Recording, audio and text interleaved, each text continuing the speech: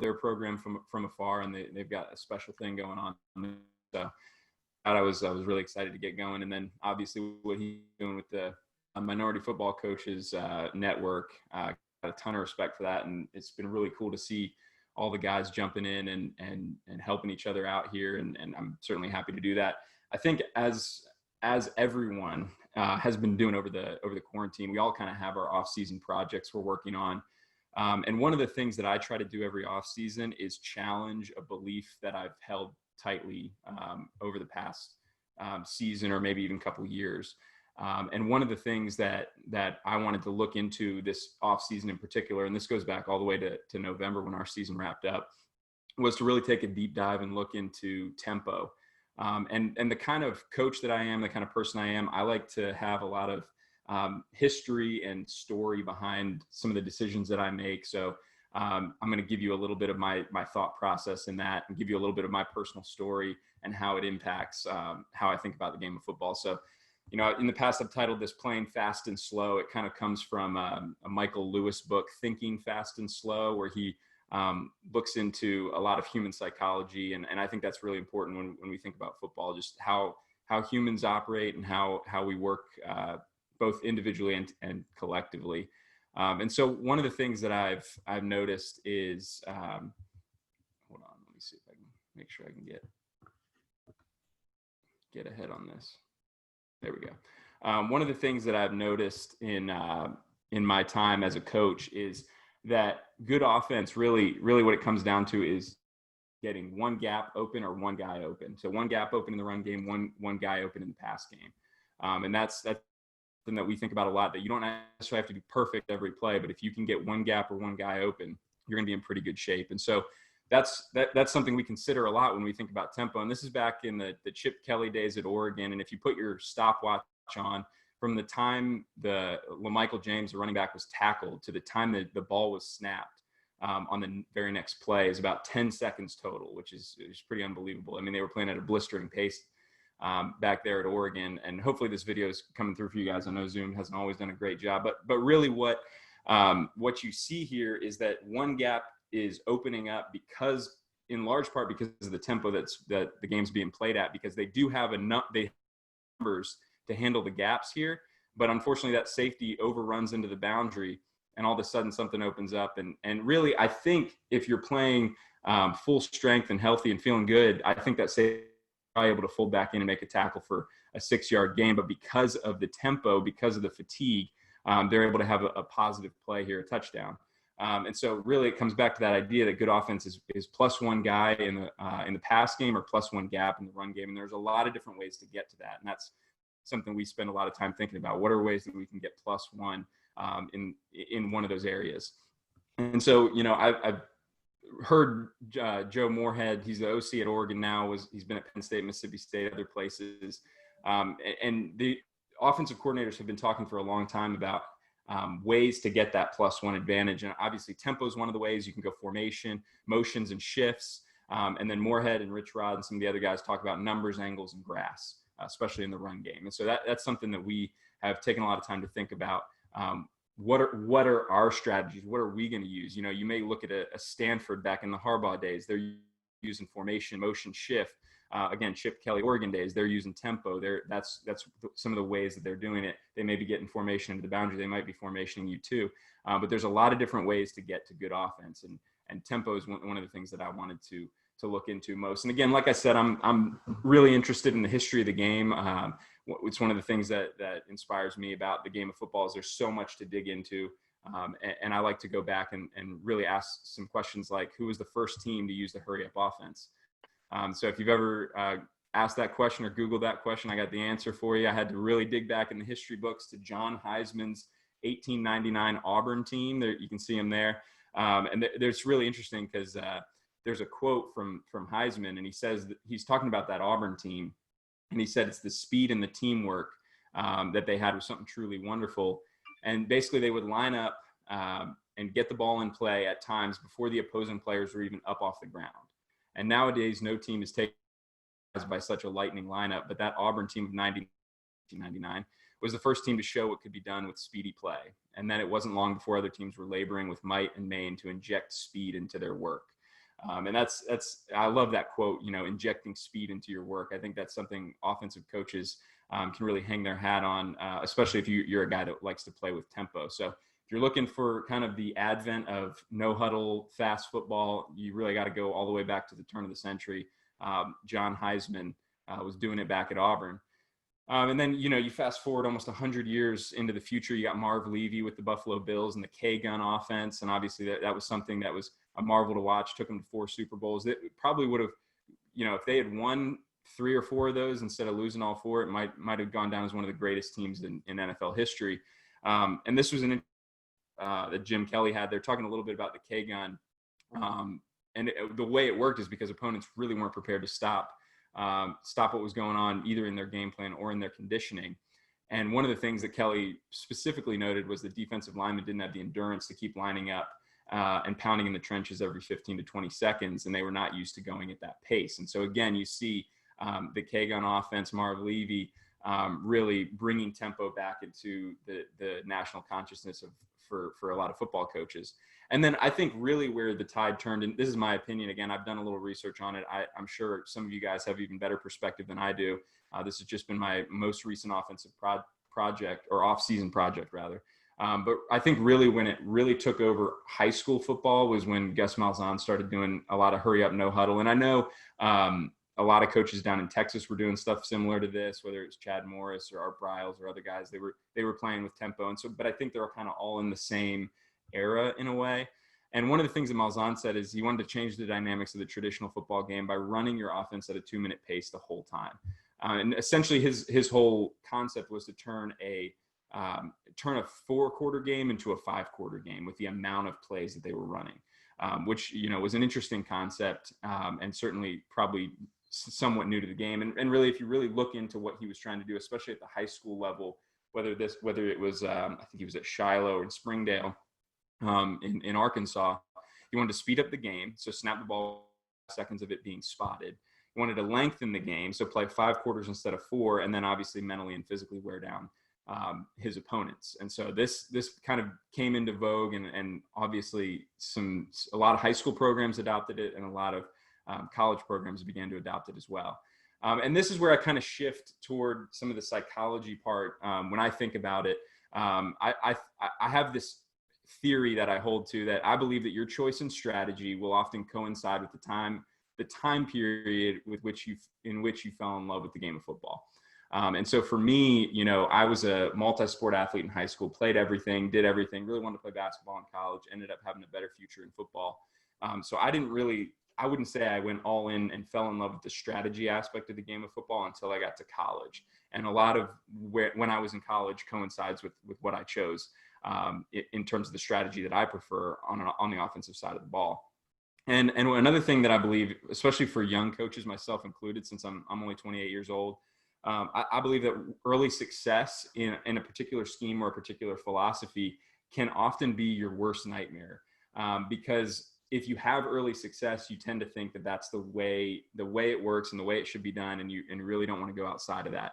And then I really do believe, obviously, all of us football coaches have a tendency to stick with what works, and even sometimes our perception of what works. And then we also have a fear of failure and a fear of change. And so I'm working through all of these things early on in my coaching career. But I think that the idea of your choice and strategy coinciding with when you fell in love with the game of football is an interesting thought. And you may have to on your career and why you chose the strategy you chose to implement with your guys. So again, like I said, I was playing college ball from 2010 to 2014, 15. I took a redshirt year there, but when I really got involved in the strategy side of the game, I was actually playing defense in college. I got moved from quarterback to safety when I went to college.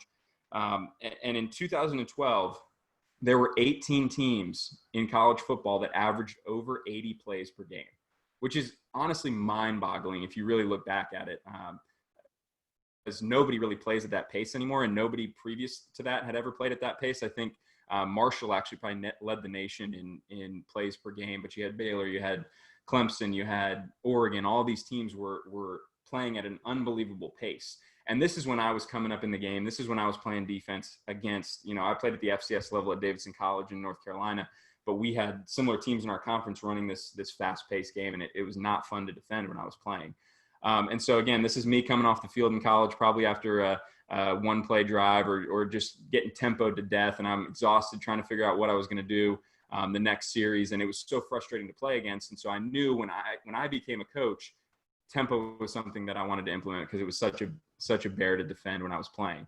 So when I took over as a head coach in North Carolina here in Raleigh at St. David's, I knew from day one we were going to adopt tempo. We were going to play at a breakneck pace. We were going to turn it into turn a 4-quarter game into a 5-quarter game, and we were going to keep constant pressure on people. That was what we were going to do. That was what we were about. And so that was something that the reason I adopted that was because I struggled to compete against it when I was a player. And I believe from a football strategy standpoint, in addition to when you fell in love with the game, I think another key aspect is it either, the strategies that you adopt for your team are either things that worked for you or things that worked against you. That's kind of what I believe. I think there's a personal component where you actually, there's a momentum to the game and you actually feel the shift. And I'm sure a lot of you guys understand what I'm talking about when you really feel an offensive or defensive philosophy kind of take over a game. And so for me, I adopted tempo because tempo was something that was working against me when I was playing in college. And so this brings me back again to a little bit more of the psychology that a lot of us are facing. I think that all coaches have to battle against this confirmation bias, this tendency to interpret new evidence as confirmation of one's existing beliefs or theories. Certainly something I battle with every day. Confirmation bias is basically you trying to fit the evidence to your theory that you've come up with. And so for me, that theory was tempo is the way to go. Tempo, playing at pace, is the only good solution for good offense. That's how we're going to put up the most points. That's how we're going to win the most games. And I was constantly looking for evidence that would confirm that theory that I had. And so again, I'd mentioned Michael Lewis's book, Thinking Fast and Slow. This is I think it's a psychologist. His name is Daniel Kahneman, and he says this is what happens when people become attached to a theory. They fit the evidence to the theory rather than the theory to the evidence. They cease to see what's right under their nose. And so again, like I said, I adopted tempo from the very beginning, and I was starting to try and have that confirmation bias, trying to make all the evidence fit my theory that was good in every scenario. And again, I think another thing we have to fight against is this idea of a false positive, a test result which incorrectly indicates what a particular condition, when that a particular condition or attribute is present. And so I think in a lot of ways, my first couple years coaching, we played with pace, we played with tempo, we had success. Was that because of tempo and the way I was coaching it, or was that because we had good players? The reality was we had some really good players, some kids that could make plays, that could bail me out in certain situations, that could work even when it maybe wasn't the most ideal setup for us. And so again, I have confirmation bias. I have, trying to fit the evidence to the theory instead of the theory to the evidence. And then I'm coming up with false positives as well. And all of these things can coincide to get me really stuck in a particular scheme or philosophy. And so one of the things that I've really come to this offseason is the idea that tempo is a tool, not necessarily a magic bullet that's going to make your offense go. And so that's something I had to really, really shift away from, because I was such a dogmatic believer that tempo was the only way to go ever. And so I really am coming around to the idea that tempo is a tool in your toolbox, not necessarily the only thing you carry. But that's, again, my personal philosophy. You got to come up with that for yourself. And so one of the things that we talk about a lot is the kind of interconnectedness of tempo and simplicity. And obviously, I'm sure a lot of you guys are familiar with some of the check with me stuff, some of the one-word calls, ways that you can, because communication is obviously key when you're coaching offensive football. But tempo and simplicity is important, and you got to realize that there's a sliding scale, that the more pace you play with, the simpler your playbook has to be. If you want to add in complexity, you're going to necessarily have to slow down. It's really hard to shift in motion and do all these different things, get in multiple formations, do a lot of funky stuff, and continue to play with tempo. You kind of can't have your cake and eat it too always, especially I think at the high school level, because we just don't have, and especially after a quarantine, we just don't have the amount of time that we're used to having with our kids. And some of you guys are in really great situations. I realize, like, you're used to getting spring ball and all that. I'm used to, I get a lot of my kids will go to the beach in the summer, and I miss out on them a lot during the summer. We do what we can, but really, like, we can't get everything in until fall camp, which puts a lot of stress on me as a coach, to try and get everything in a short amount of time. And we're all kind of facing that now. We're all kind of fact that either we're going to have to slow the game down and play with complexity, or speed the game up, and we really have to go simpler in terms of our communication and even our schemes. So one of the things that I've learned over the past few years of running a predominantly tempo attack is that there's these components of tempo that seem in opposition to each other.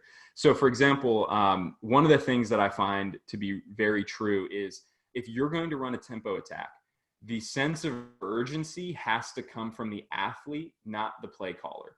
So my first year coaching tempo, I was the one trying to pick up the pace. I was the one trying to create a sense of urgency from the sideline. I was telling everybody, get on the line, let's go, let's go, let's go. And I was trying to generate that sense of urgency for the athletes. And then I wasn't able to have composure as a play caller.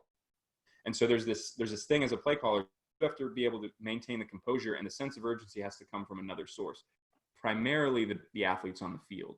And so when we went from year 1 to year 2, the sense of urgency really from our athletes on the field, I was able to maintain more composure, have more clear-headed calls, because when you're playing with pace, when you have 10 seconds to decide a play call, again, if you don't have composure, if you're not able to maintain and keep control of your emotions, you're going to get your kids in some really bad calls.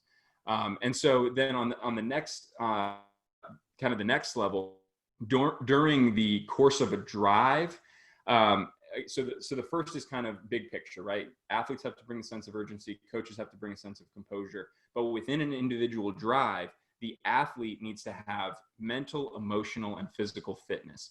Now, this is, I think, a misconception. A lot of coaches, I certainly had this misconception when I started doing it. I thought we could play at tempo as long as we were well conditioned. And really what I found was that us just being in good shape was not enough for us to play with tempo. What we really needed to do is to develop mental and emotional fitness. And the reason I talk about this so much is because it's had huge benefits for us. And really the biggest benefit is us being able to think clearly, execute our assignments, and not get out of control emotionally. And I think football is an emotional game, but if you're going to play a tempo offense, you really have to be able to leave plays in the past, and you really have to be able to focus in on the moment. And so one of the things that we really had to implement, and it was not just our physical, not just being in good shape, but we really had to teach our kids how to breathe, how to lower their heart rate, how to be able to think clearly in short amounts of time. So in the course of a drive, we're not only thinking about your level, we're also thinking about your mental and emotional fitness. Are you able to control your breathing, your heart rate, all of these different things? And we different meditation and breathing exercises before practice to try and teach them how to locate their breath, how to lower their heart rate, how to be more in control of the emotional side, not just the physical side. And so that's within a given drive. Within a given drive as a play caller, obviously communication is key, simplicity is key, being clear is key. How you signal, how whether you use the signs, whatever you decide to do, communication is really important. But also, I think another important component that a lot of people miss out on is the high-low rhythm. If you're going to call, if you're going to send your X receiver on a post route back-to-back plays, that kid might be the drive. And so you just have to think about the high-low rhythm of a drive if you're going to play with tempo. So maybe it's inside zone and then the next play is a boot, or maybe, whatever the case may be. I don't think it's wise to run a ton of long pass plays in a row because you're going to out your kids and you're not really going to be able to play with tempo. Another thing that we did is we kind of instituted a +8 rule, that if we were able to be +8 on any given play, if we gained 8 yards, we had an automatic call that was it was going to happen. So maybe 1 week it's power, 1 week it's or 1 week it's inside zone, 1 week it might be, an RPO, whatever the case may be. If we get +8, we're on the ball and we're snapping it, and we're doing that exact play, maybe for a whole quarter, whole half, whole game. Who knows? Another way to play with tempo, keep a high-low rhythm. So high would be high intensity, low would be low intensity. If you look back at some of the old Baylor stuff, I know I'm talking really fast. Sorry, I'm trying to get through this. But if you look back at the old Baylor stuff, they would sometimes kill one side of the field and play one side of the field. So they might throw a wide receiver screen into the boundary and the field receivers are killed. So they're not even moving. And then the next play, the field receivers are running routes and the boundary receivers are killed. They did all kinds of stuff like that. And I think you just need to be able to think about ways that you're taxing your players physically, even mentally, and all of those different things, and having a rhythm to your play calling that's not going to just gas them for a drive. So again, I think another thing you need to think about if you're going to play with tempo is the importance of having a system in place, not just a collection of plays, but a system. And so I think, systems that lend themselves to playing with tempo, obviously, I'm giving the extreme examples of this, but you go to the air raid. The whole philosophy of the air raid, right, is to throw short passes to playmakers as many times as possible. And this is literally directly from Hal Mumme. If they stop the short passes, throw long passes. If they stop the pass, run the ball. So it's a very simplified, condensed philosophy that allows you to make decisions. And so, again, if you're in an air raid system, you're all in one direction. You want to throw the football, but you even treat throwing the football like running the football. You're trying to maximize or minimize the amount of plays you have and maximize the amount of reps you're able to get at those particular plays. Again, air raid mesh route, again, a staple that you could see them run this 8 times a game. You show up at a practice, they're going to run this a whole bunch. They're going to get a ton of reps of this and have a ton of variations and nuances off of it.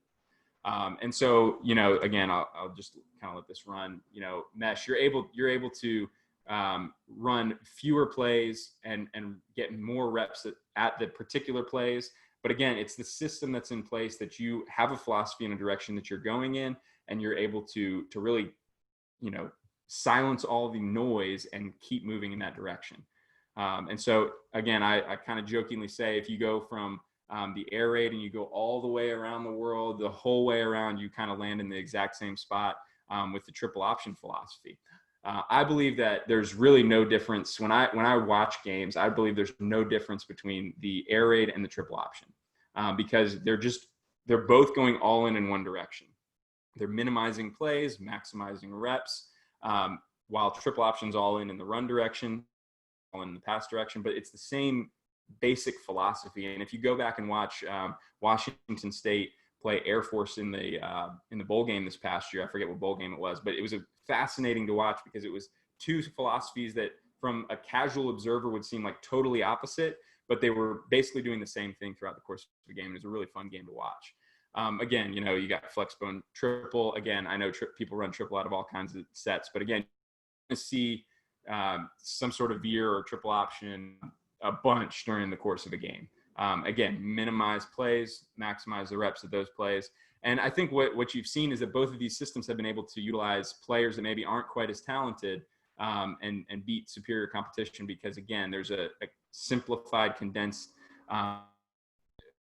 philosophy that we know what we're going to do. And so there's a limited amount of thinking in how we're going to accomplish what we're trying to get done. Again, I think you've seen people have success in both of these systems. I'm not saying one is better than the other. They just are, in my mind, the same.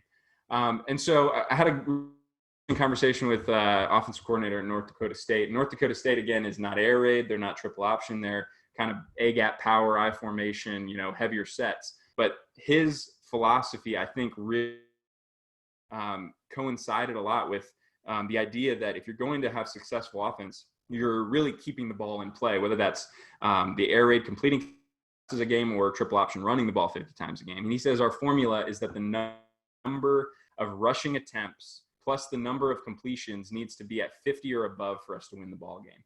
I think it's a really interesting way to look at it. Again, it might be a little different at the high school level or the college level, but you really want 50 times the ball to be in play.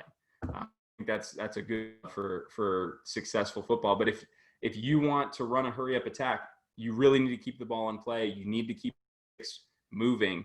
And the things you want to avoid in tempo are a lot of incompletions and a lot of negative run plays, obviously.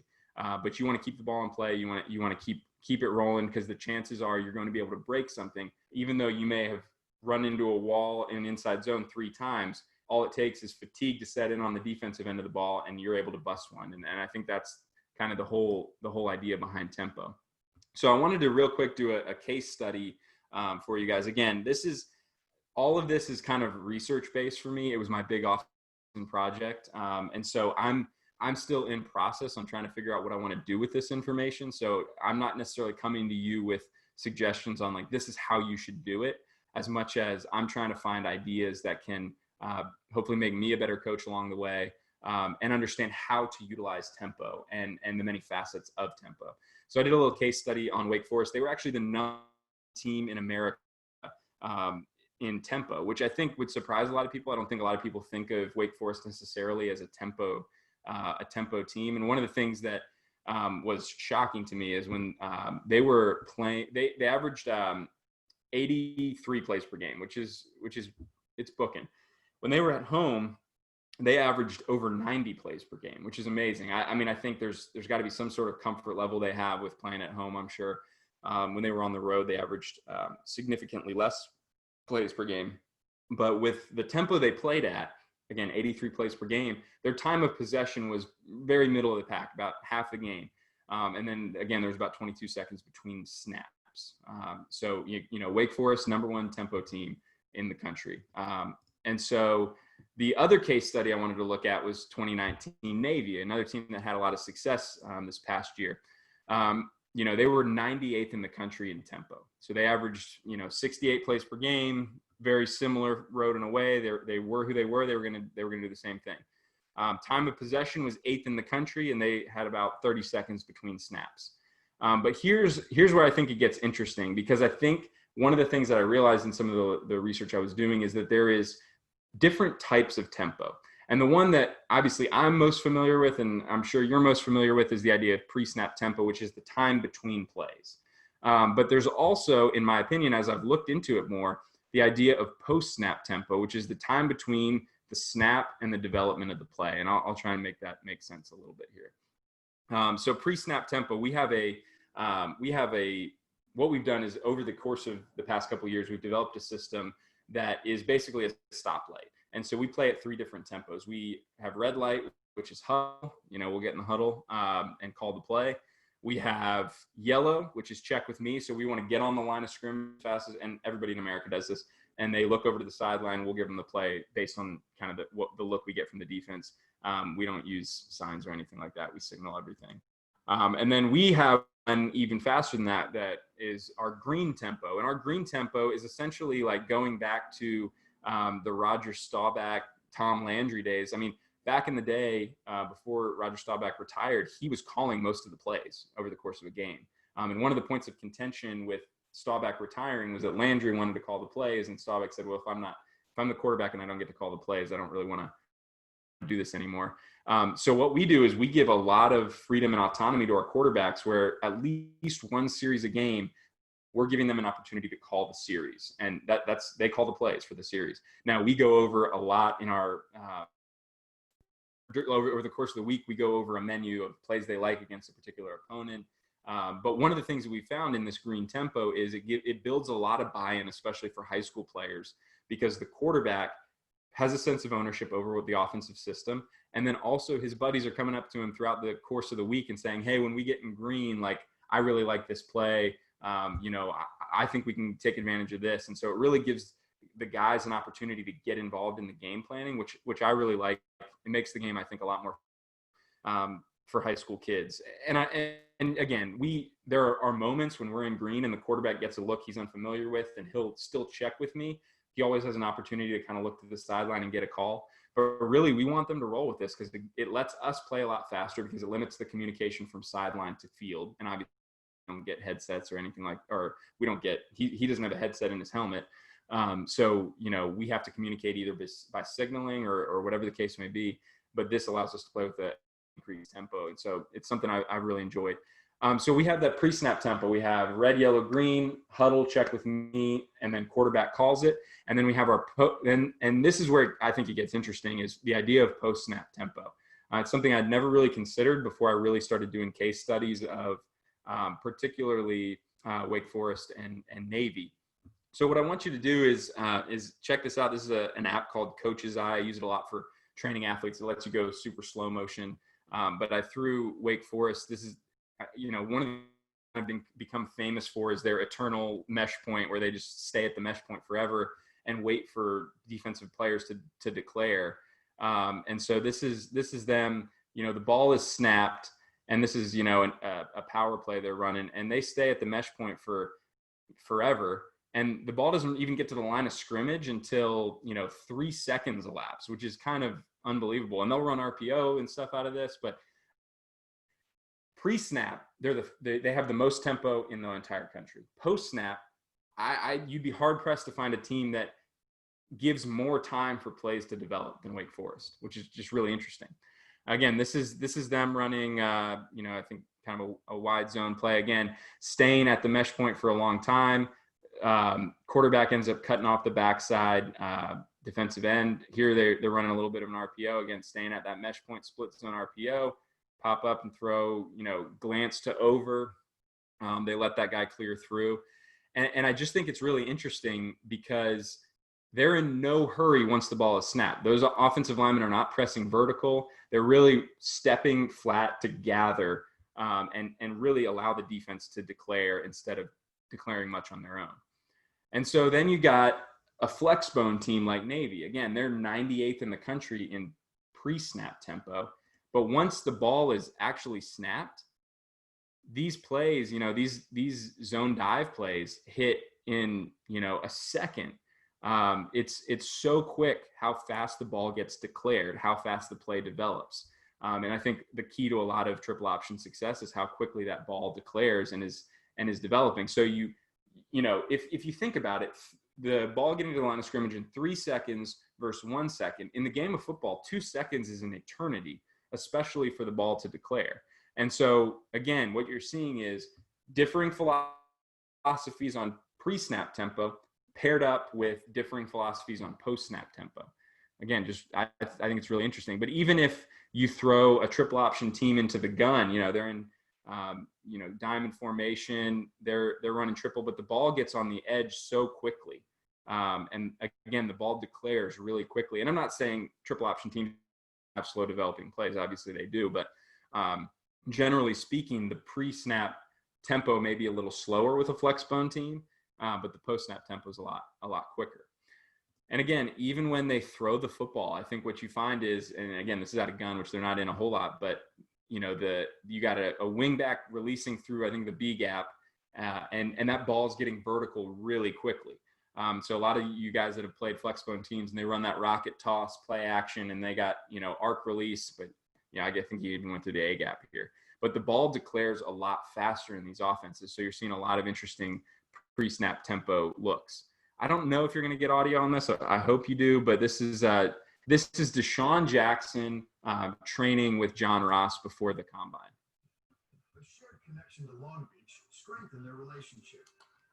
Jackson revealed his tricks of the trade to a willing understudy. I actually had to tell him to slow down a bit. You can control your speed. I remember one time he was telling me, like, you run the deep ball, don't go out there and run all out from the start. And when you're a fast guy, you don't know that. The first thing you think on your mind is when the quarterback says go, you go.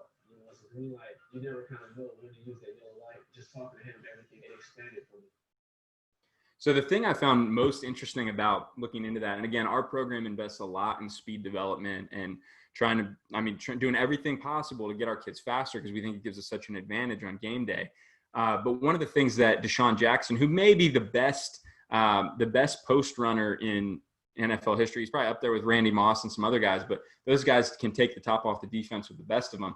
But one of the things that he shared with Ross was when you come out of your, when the ball is snapped, you're 70%, but when you put your foot in the ground, that's when you turn it on. And again, it's the change in tempo that really creates the separation. And I think the receivers in the NFL and the ones that are having the most success, it's not necessarily the ones that are going all out. It's the ones that are able to change their tempo in the midst of a play. And again, this is, I think, Justin Jefferson from LSU, who had a great year for them, but he's not in any hurry off the line of scrimmage. And again, you see the changes in tempo. You're seeing essentially just not being in too much of a hurry. And so one of the things that we've talked about a lot with our skill position guys, particularly our wide receivers and our running backs, like when we run wide zone, I don't want you to overrun it. I want you to ride the wave, be patient. When you put your foot in the ground, that's when we get vertical. That's when we're explosive.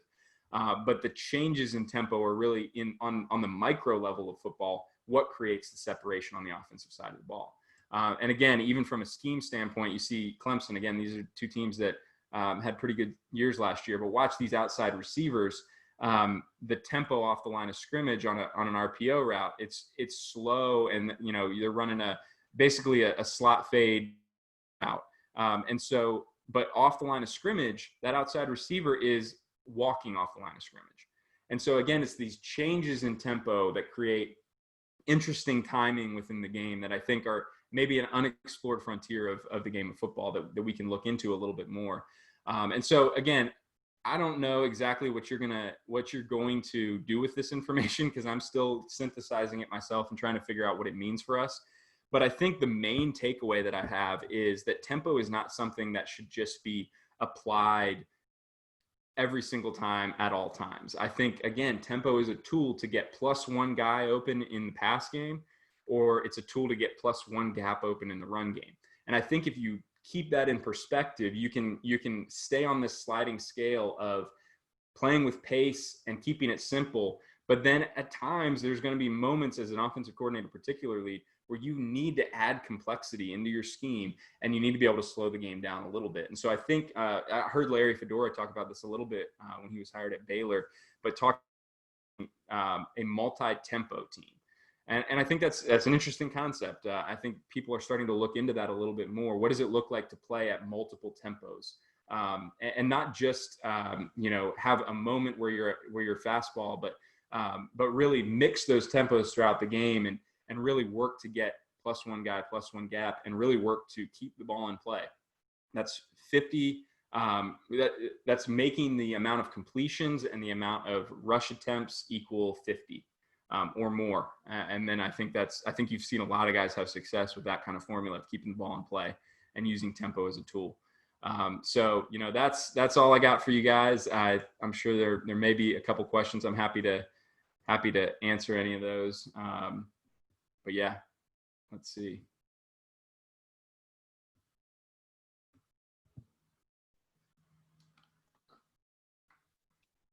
Good stuff, Coach. Thank you. Can you see the chat there? Yeah, sorry, I'm reading through it here. Yeah. Any questions out there, guys? You can use that chat function. Here's one. Green Tempo. Kevin Kiker asked a question. Sorry, I hope I got your name right. On the green tempo, do you give the QBs a small list of plays? And yes, so that's something that we do. And so we basically tell him, and again, it's a game plan thing, but we basically tell our quarterbacks, we want to run certain plays to certain looks. And so hopefully with the amount of tempo, we are simplifying what the defense can show us. And so he's basically got 2 or 3 plays for each look.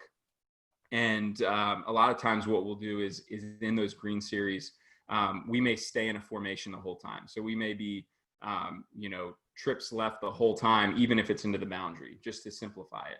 And so we can kind of do some of those things where again, based on the game plan, the calls we like. But one of the things that we've realized is, and this is kind of our conditioning every year, or every week. We don't really condition. Like, I don't put the kids on the line. We don't run sprints. We try and absorb conditioning in the game. But one of the things that we do have is every practice, we have a 5-minute green period.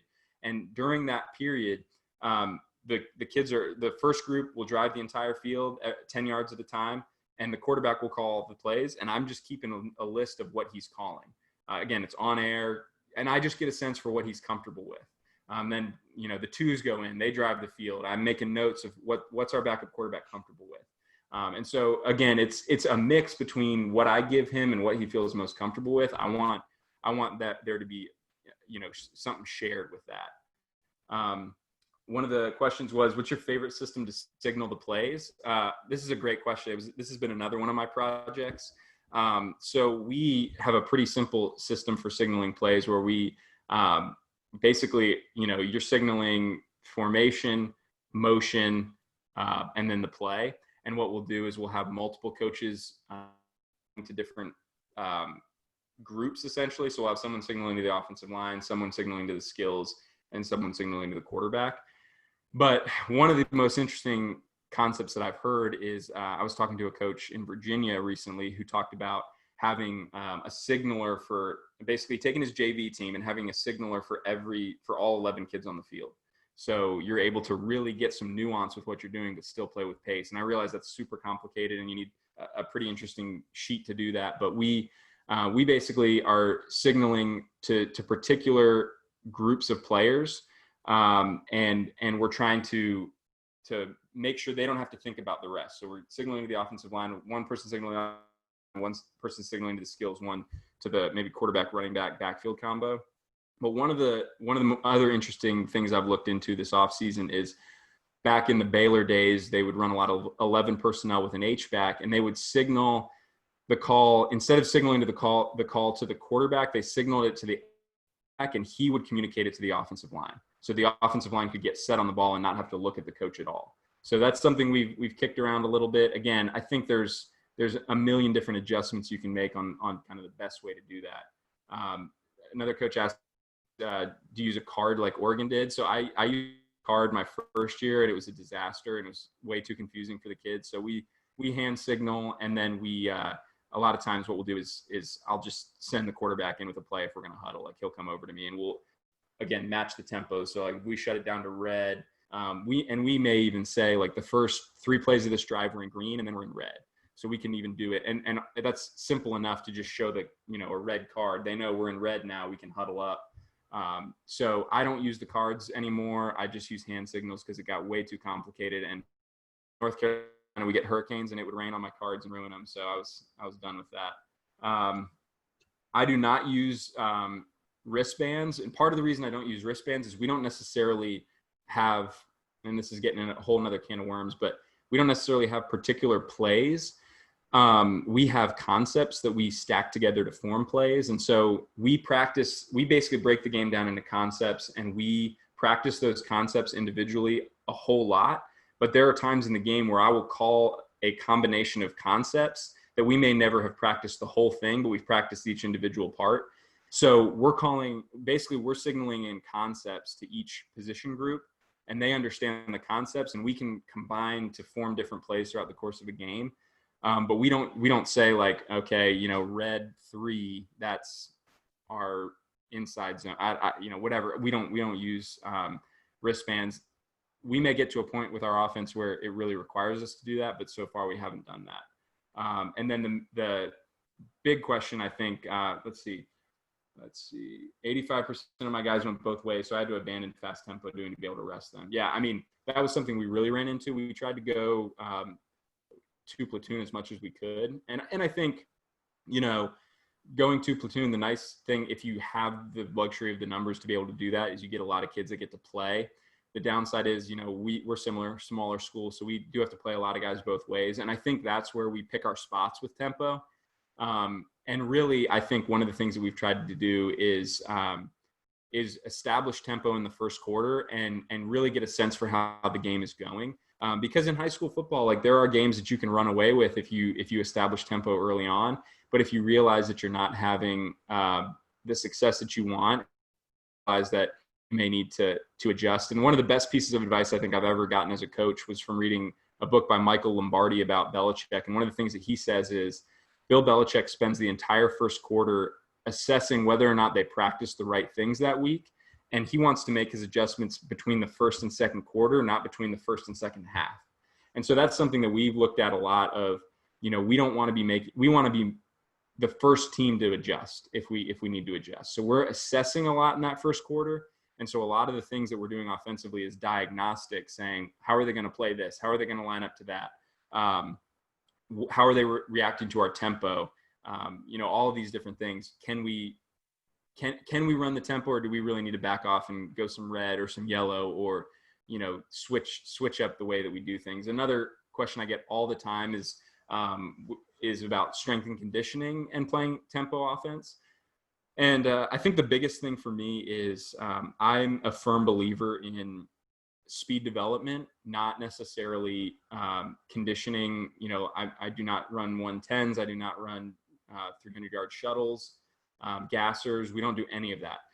If anything, we'll run a series of 5 to 7 second sprints That's the most conditioning we'll ever do. But we really do a lot of max velocity training. And the reason behind it is it goes back to what Deshaun Jackson is saying with running his post route. Run 70%. When you stick your foot in the ground, then turn on the burners. And we really talk a lot in our program about a speed reserve. And so if your max speed is here, so the best example I have is a car. If you have a car that can drive 200 miles an hour, running it at 100 miles an hour is not a big deal. It's going to feel okay. But if you have a car that can max out at 100 miles an hour, it's going to be shaking and rattling at 100 miles per hour. So we'd much rather have players that have speed and are actually going below their speed because they're fast kids than be doing a ton of conditioning and basically turning racehorses into plow horses. And again, that's a whole different philosophy that we have that I really enjoy talking about. But we don't do a lot of conditioning. We really want our practices to emulate the game as much as possible with the tempo we're playing. And so, and really, this is something I believe in, and I may be wrong on this. Again, I'm a young coach who has opinions, but is not always right about things, certainly. My opinion is there's no way to replicate the game of football in a conditioning drill. The game of football is so unique with the demands that are placed on the athletes. And so we try to just make our practices feel as much like a game as possible. But at the end of the day, there's no way to perfectly replicate the game. And so we don't necessarily try and do it with a bunch of volume conditioning. We try and get kids, their nervous systems working at a high capacity as possible. And that's kind of how we've gone with things so far. If you're playing with a team that operates at a similar tempo, haven't you lost your advantage? And this is something interesting, I think, when you get two tempo teams that are competing against each other. And I think that's really when you get down to the fact that who has the more talented team. This is kind of something that I think all of us coaches have to assess as we game plan for a team. Like, are we better or worse than this team? And if we think we're a better team, we certainly want more snaps. We want more chances to score. If we're a team that's not as talented, we probably want to pare the game down and turn maybe a 4-quarter game into a 3-quarter game. And so, I think that's something maybe to consider, that if you want to get into a tempo match with somebody and you feel like you have better players, I say try and run them off the field. But if you realize that you're maybe outmanned or outmatched, that's probably when you want to back the tempo off a little bit and maybe think a little bit more about complexity and formations, motions, and shifts, and trying to get advantages other ways. The other question I had was, what would be your process after a kill? Would you go back to the sideline for a new play, or have a second play already attached to the first signal? And so I think the kill concept is probably like more of a West Coast concept than a spread concept. I could be wrong on that. We never send in 2 plays. What we will do is if that quarterback has a check with me, we have kind of a short list of plays that we like in a check with me situation that are kind of our all-weather plays. And I know, Lincoln Riley talks a lot about, I got 5 minutes here, so I'll try and wrap this up. But Lincoln Riley talks about wanting, I think it's like 80% of his offense to be all-weather plays where he feels good calling it against any defense that lines up against him. And we really try and hold to that as much as possible. Obviously, you carry some particular beaters for the defenses you're playing, but we really don't want to get in a ton of situations where we see a look where we're just like, we can't handle that look. We want to, as much as possible, be able to run our plays against a variety of different looks and feel really good about it. So in a kill situation, kind of like a West Coast offense, or in a check with me situation where the quarterback does not feel comfortable with a look, we try and get into one of those all-weather plays. And even if it's maybe a +2 or something like that, we'll take that and keep the ball rolling. You're not going to win them all. So I think trying to outsmart on every play gets you into some trouble and certainly slows down your tempo. So, well, guys, I really appreciate you having me on. I love talking about this stuff. Again, what I just presented is probably more of a research project and something I'm thinking a lot about and trying to figure out best solutions. I think, the best coaches I've been around have been problem solvers, and they've been the ones that are anticipating problems before they even get there. So that's what I'm trying to be about, trying to think through the game as much as possible and really appreciate the community of coaches that are so supportive to me as I've grown and learned so much, and super sharing their knowledge with me. So I really appreciate you guys. Great job, Coach. It's from the offensive perspective, I know you've done a lot of research on that. From the defense perspective, we've lived it. So, I tell a story. Our defense went to a card call system where we use I think they're 11 by 18 cards, laminated cards that we use. Yeah. And some are dummy colors and dummy images, and some mean something to players and some mean nothing to other players and whatnot. We have a couple coaches and a couple players on the sidelines, making those calls. And the reason why we did that is because it was probably first half of a game, don't know when, probably 7-8 years ago. And as a play caller, we couldn't get the calls in. Yeah. And so without question, we got hit with our pants down. And from that instant, I said, man, we got to fix this because our kids deserve better. And from a defensive side, the guys that come at you and are prepared and well coached and practice it, and that's their philosophy and culture and their offense. It's tough. So I get what you're saying. It's a good thing if you can pull it off. I know some of the coaches were asking about two-way players and the conditioning part of it. Yep. And you had mentioned about you could really put some points on the board pretty quick and change the game. Right. Exactly. In the first half. So it's definitely something that's still around college football, and the pros they call it 2-minute offense, but right.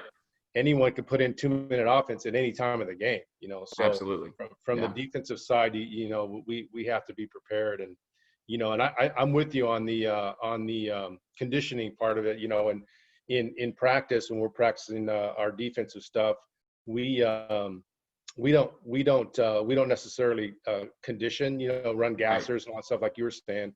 We run tempo. We've done 2 huddles and all that stuff, scout huddles that the guys do, and all that stuff that's been done before. And we try to stress our players, whether it's game situation during practice, and we go from the 40-yard line to the goal line and then stress them that way, and so ways to make it game-like as much as possible. And to your point, Coach, I never want to put my players in a situation where they can turn their brain off and just get through something and suffer through it. And I think that's what, in my opinion, gassers and 300-yard shuttles and 110s are, being able to turn your brain off and just suffer through it. Football is a thinking man's game. And so you really got to be engaged mentally and emotionally just as much as you are physically. And so that's why I don't really do the conditioning deal. But like you said, stress them, but having to see looks, having to line up, having to know your assignment and alignment and all of those things, and then play at tempo. I think that's good stuff. Yeah. So how are you guys doing over there, Coach? Well, what's the situation with your football association there? Yeah, we're still waiting. We are hoping that things get back to normal, but we're still dead until mid-June. So I think they'll kind of reassess from there. But man, I think everyone's kind of stressing right. Certainly hoping we get to play ball, but yeah, there's a lot up in the air right now. Right. I haven't seen my guys in forever. So. Yeah, I know. We're all anxious to our coaches. I mean, I miss my coach. It's different. It's definitely different. So, hey, well, thanks for coming on, Coach. I appreciate thanks you so much. I know you're busy. You got a baby at home and you got a lot of stuff going on. So congratulations and keep doing that good work. Appreciate you coming on. Yes, sir. Thanks so much. And have a great day, Coach. Thank you again.